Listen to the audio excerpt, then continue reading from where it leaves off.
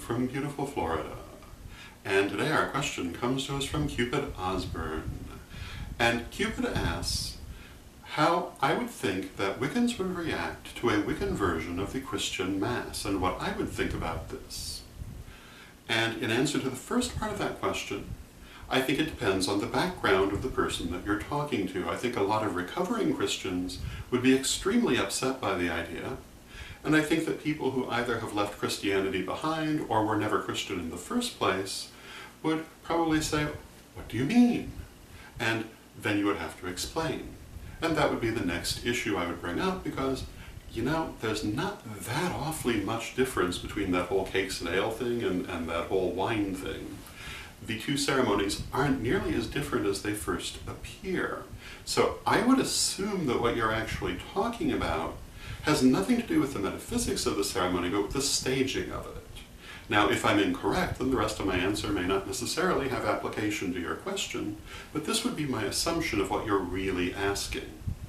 And I would say to that, well, it depends on why you want to do that, it depends on what you think you're going to get out of it, and it depends on how well you do it.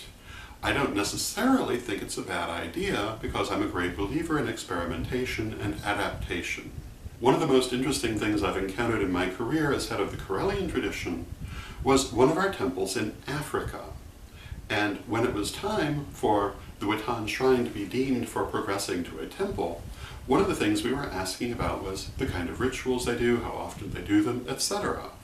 And the lady who runs the shrine, Susan Wheeler, said that she had found it necessary to adapt her weekly rituals to local custom. And she treated them rather the way that a Christian church presented its services. There would be, for want of a better way to put it, a sermon on some pagan topic, there would be songs, there would be prayers, and only if the person actually joined the temple would they be dealing with a more conventional Wiccan ceremony. And they would have time to learn it first, and in this way she was overcoming the prejudices of people around her who had no context for an ordinary Wiccan circle. And I thought that was brilliant. I still do. I think that's a wonderful thing to do, because, you know, you got to meet people where you find them. And the point of running a temple, at least in part, is to educate people, to help them to become more spiritual. And you can't do that if you slam the door in their face by not attempting to meet their own expectations. So, given the reasons she was doing that and the way she was doing it, I thought it was a great thing. I still do. If that's the kind of thing you're talking about, I think it's a great idea, depending on how well you do it. Now, if what you're talking about is something else, well, I don't know what to say to that, but I'm assuming that what you're really saying is that you're looking for a form of ceremony that will accommodate a larger number of people and will draw upon images that they have familiarity with. My personal belief is that ritual is only window dressing for our beliefs, understanding, and magical practices. How we do ritual is not really all that terribly important. So if you find a variation to be suitable to you, I see nothing wrong with that. It's our beliefs that matter, it's our understandings that matter, and it's the skills that we learn and teach that matter. The exact way we do ritual, the exact words we use, the exact images we call upon, these are certainly subject to variation, and they had better be.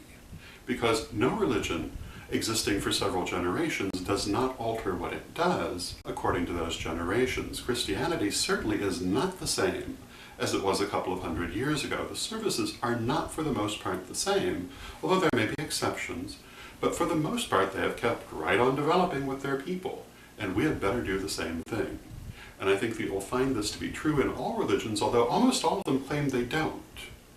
But if you look at historical accounts, you'll see they very often do change drastically over time.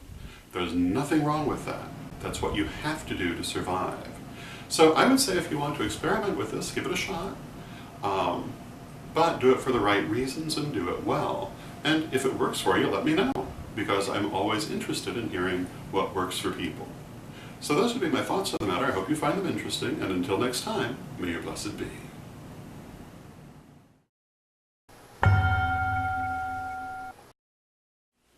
Hello, this is Reverend Don Lewis coming to you for Pagans Tonight Radio.